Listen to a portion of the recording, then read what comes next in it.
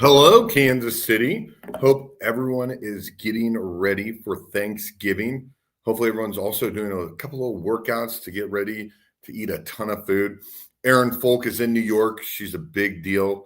Just watched an NBA Knicks game and now is at a hotel that looks like Home Alone. So I'm going to do my best while she's gone to pretend like I know how to run things without her. But before I do that, I would love to tell you about Bestway International and Evardy Construction.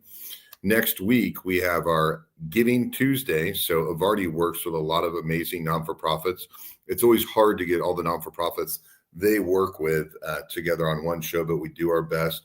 Bestway International, at the end of the year, people are still shipping, obviously, a lot of freight. If you're bringing anything from in or outside of the country, they are the people to talk to. Also, for that manufacturer doing that difficulty special haul, they are the people to talk to as well. But no one's here to listen to me banter, but I'm glad we got the sponsors out of the way because they want to hear what's going on next show. But as we play Erin Folk's favorite music, I'm going to introduce two amazing, well-known guests. Number one, Britney. And Hi, number everyone. two, Emma. Man, I don't know how Erin does it. We didn't talk about who is coming on first, but I just did the, guessing who showed up first. So who showed up first, Britney or Emma? It was me. You did good.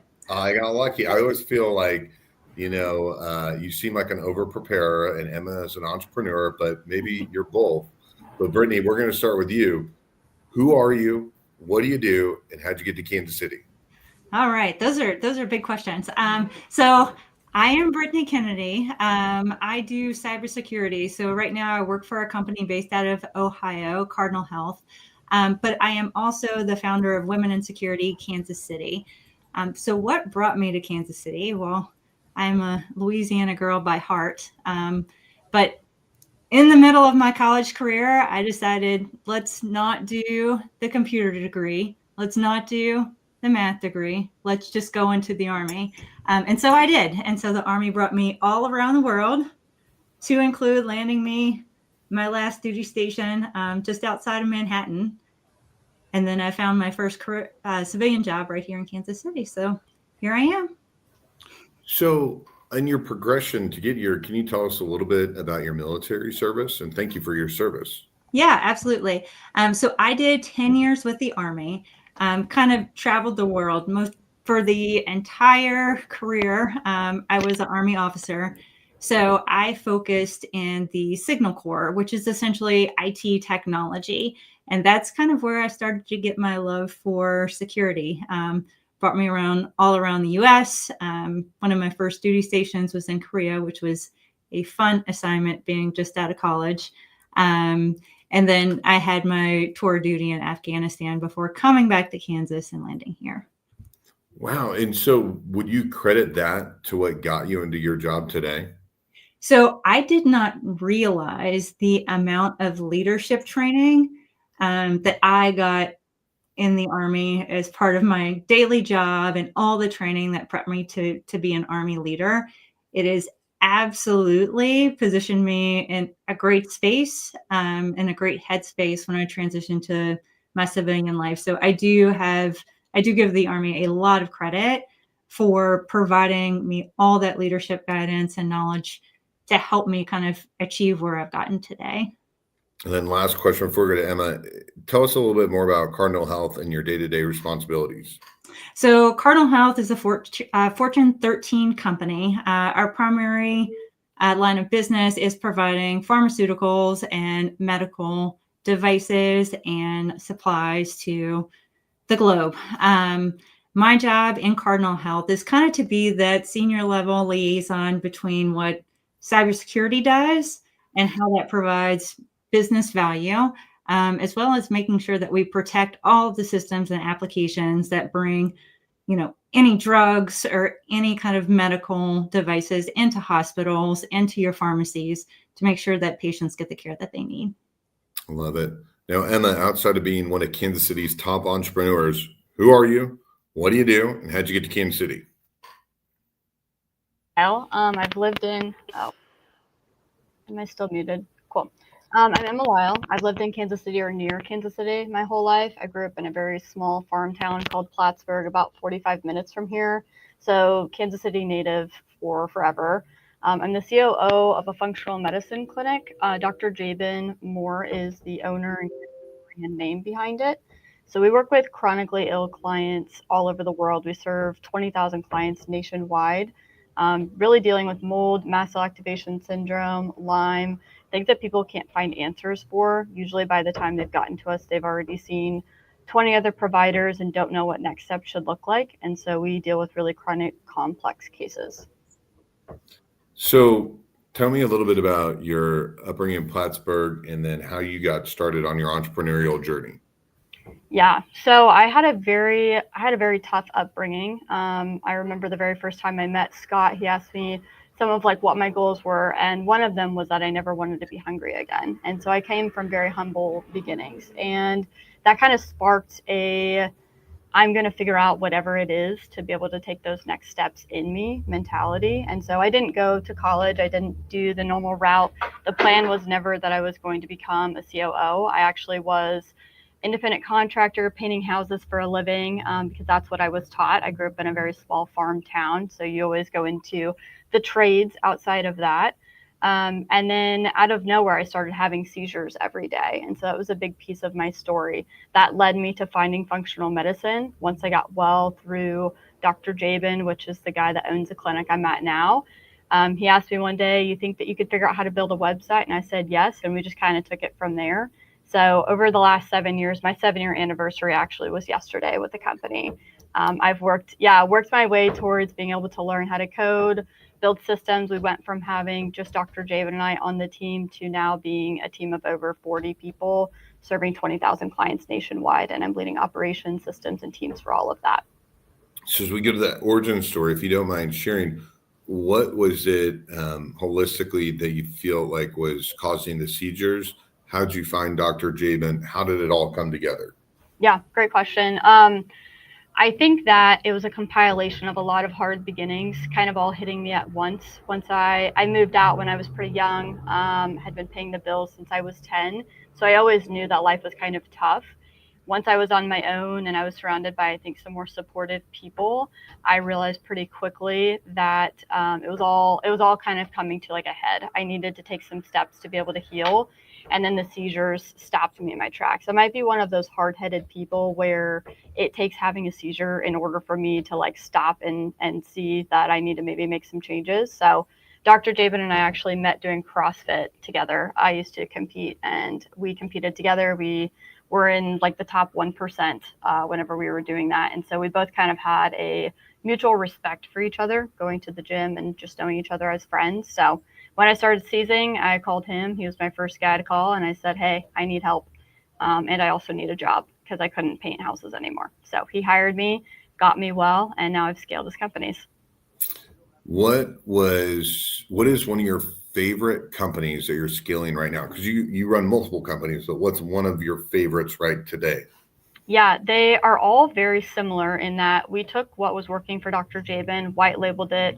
I've learned that doctors are not business people typically. And so, in order for them to stay in their realm of doing well in life and with clients, we need to take the taxes, the people planning, all that stuff off of their plate.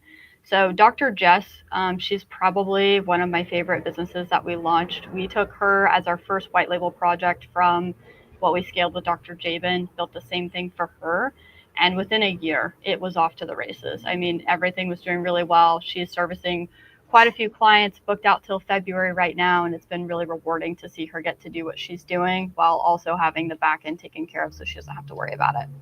Now, how would I find Dr. Jess and what would she help us with? Yeah, you could look her up on Instagram. That's probably her best platform. Dr. Jess MD. Her and Dr. Jaban both see clients very similarly. The way that they work with clients are similar. Um, and I would say complex chronic illness is really what they're working to solve. So we work with people that they've been in a state of very complex, chronically ill, can't get out of bed. But we also work with the person that maybe they're struggling with infertility, maybe they're struggling to get that next stage in health. So optimization is also a part of what we do. All right, Brittany, as we segue here, feel free to give multiple moments. You and Emma have experienced a lot of life, but if you had to think about a pivotal moment in your career, what are they? I'm going to start with one that wasn't necessarily part of my job, but it was coming out of the military, a very structured organization, and then transitioning into the civilian workforce. Workforce that I had done since I was 12, but all these small jobs that weren't necessarily a career. So in the military, if you're not familiar with it, essentially you're usually in a location for about 4 years, maybe. And during those 4 years, everyone is constantly rotating. So you may have people that are part of your group for a year and then they move on. Maybe two people, like maybe there's some people that are 2 years. You will probably rotate to a new job as well. But a lot of these are kind of drawn in the sand, right? You know that you're going to go to this next duty station to do this next thing. Pivoting to the civilian world, you're really having to go out and figure out what's out there. You're having to drive your own career growth and your own career progression. And so what was very different when I started to get out of that military is really understanding what your network is. I know all the time we hear it's like not what you know, it's who you know. But during that last year of my military career, I was very intentional about driving an hour here to Kansas City. I knew I wanted to stay in security. I had my security certifications, but I had no idea of the opportunities that were here in Kansas City. Again, this is not a state I grew up in. This is not a community that I knew a whole lot about, but I knew what I wanted to do. So I found local groups here in Kansas City that were meeting to talk security things. And that was my first stepping stone into understanding, like, what does the cybersecurity community look like in Kansas City? Who are the major players? Who are not maybe the big names, but are the doers that know everybody that's happening within the individual teams that can really give me insight into the companies I'd like to work at, what that culture is like. Do I feel like this is a long-term thing or short-term thing? And so I think that pivotal moment was realizing that, like, your network, those people that you touch are so important. And today I'm still involved and still connected with a lot of those people that I first met that are now a part of a CISO group here in Kansas City. And we talk every week, and they're my trusted people that I go to. And it really changed the trajectory of where I was going in my field. So how often do you try to get together in person? Obviously, everyone's got really busy lives. And do you find yourself mentoring people that are maybe a little older than you, younger than you, and navigating their careers? Mm-hmm. So first, the in-person question. In-person has become so hard. I feel like a lot of the connections that we're trying to reestablish changed through the life we lived through in COVID, right? And so a lot of times our one-on-ones look just like this, where we're reaching out and making those connections. We do try to set up times to meet in person, but a lot of times the whole group can't be there. Our jobs are traveling or doing those types of things. But generally touching base once a month, saying what's going on, and checking in. As far as the mentorship, 100%. So I mentor people across the US, sometimes across the globe, through our global team. And it is so interesting. I think cybersecurity continues to be a growing field. And a lot of times we're seeing people transition into this vertical later on in their careers, right? Maybe they've done IT, maybe they've done compliance things, had HR people and professors come and join our team into what cybersecurity looks like. So there is a lot of mentorship that happens. And I think there's also a demand for mentorship and looking for people that can help them understand how to negotiate this world, or take this idea of cyber being this thing that maybe only a select few get to do, and understand like how approachable it actually is for people of all kinds of skills. Love it. Emma, what are the pivotal moments in your career? Yeah, I'm going to start with when I very first started the job. I remember we had a satellite office that was a 4-hour drive there and 4-hour drive back. Dr. Jaban and I would spend 8 hours driving together every other week going to this office. We both were workhorses, so we were averaging like 50+ hour work weeks, which back then I thought was a lot. I work way more than that now. And I remember he asked me what my goal was, and I told him I had two. I said I never want to be hungry again, and I want to make $40,000 a year. Those were my two goals. And I remember he looked at me and he was like, Emma, I think that you need to have bigger goals. And I was like, Jaban, I would be like the richest person alive if I had all those things. And I look back at that and I just think it's so important to ask your team, ask your people around you what they want. And when you recognize that they could have so much more in life, help them pivot and pour into them to see what they have the opportunity to have access to. I grew up in such a small place that the ability to like have your own company and entrepreneur is just not something. People were stay-at-home moms, which is nothing wrong with that, or were farmers. Those were really the two options of things that existed for people in our town. And so I just didn't know that things like that existed. So it really opened up my eyes to, my world went from being like this big to this big. And now I feel like there's a ton of opportunity to do whatever I want to do and take that however far I would like to take that. And so I feel really excited about what the future holds, and that there's really only limits around what you create for yourself. And I'd say fast forward to probably this year, I'm going to go off of what you guys are talking about with networking. That was such a big change for me, a big game changer. I kind of built and taught myself everything that I know, because I didn't go to school. And so there's this limit on how much knowledge you have. So I met Scott through a mutual friend. And then from there, I started getting introduced to other people. And I just started to realize that the opportunities, the operations, the systems, the tech, the people, there's no limit to that. And by being around people that are doing more than what I've done at this point, I feel like I can really fast pace what I'm able to learn and turn that into. So it's been really awesome. I'm a part of Next KC, which is a young leadership group, networking group.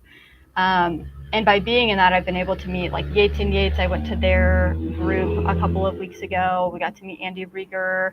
There's been several really key players that poured into us and showing us the path that they took.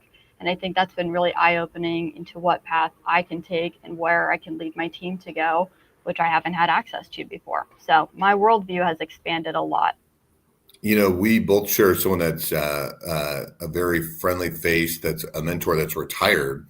You want to talk a little bit about your networking and having a mentor that's been around the block and that's started and sold many businesses? Mark Boyer, is that who you're talking about? Oh my gosh, Mark, I just could not speak highly enough of him. He was so kind. I met with him on Monday. He got me a little gratitude journal to fill out. And he said people that live in or have gratitude, they live in abundance. And so he challenged me to write something in there every day that I'm grateful for before I start working. That has absolutely changed the way that I think. He's one of those people that he never sugarcoats it. He always tells me more than what I need to know. And I'm so abundantly grateful for that.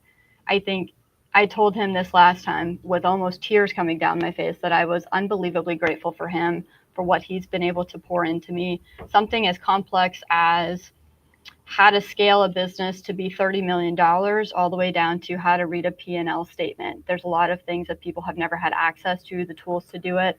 You don't know what you don't know. And he sits there, takes the time out of his day every single month to just talk to me and help me grow. And the only thing he gets out of that is just the joy of knowing that I'm learning something.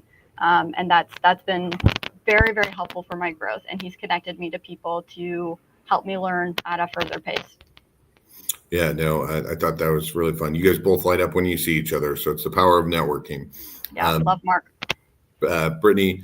So, this is Erin's question. So I feel I can never ask it as good as she can, but I'm going to mimic her words. But she always says, I can't believe 2025 is already gone. But in general, when you think about your annual goals, if you can think back what your goals were to start the year, how are you doing in accomplishing them? And what were those goals? So I think that I feel like I am probably my worst critic when it comes to every single one of my goals.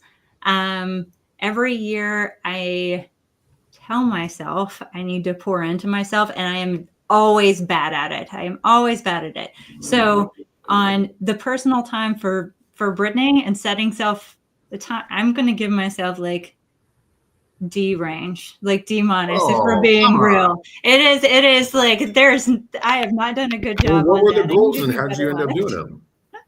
What were the goals? So bad. I think I have a lot of work goals. One of them is over this past year, I think that, well, not even over the past year, over the last couple of years, there's been a movement to look at security a little bit differently. I think when security first came on board, it was very operational, like go and find the bad guy, stop them, go and put the tool in place to catch the virus, go and like very, very tactical in nature. Somewhere over the last 7 years, this has switched to be more of a risk-based function for a business. And so helping people understand the value of what we do and how that translates into achieving business goals. So to that end, I had a lot of change that happened within work. Our risk program team moved to me. I also have a couple other teams within us that are doing some major overhauls and big just change in operation models. So as far as work goals, I feel like I'm doing pretty good. Those we're achieving, we're getting to the end statement, but I feel like when it gets this time of year, all I can think of is like, I have so much more to do. And so like in my brain, I am looking forward to like doing the next thing, to kind of really show business value, really show, pushing those through. So I think risk team is doing great. Third party team is doing great. Security awareness is doing great. All of our business alignment processes and product functions are doing great. I feel like Britney, I am not, maybe like you said, Emma, like we're kind of like go-getters and like hard chargers. And I feel like once we get that roadblock or get to that next thing, it's like all we can see is the next thing in front of us. You should start a gratitude journal.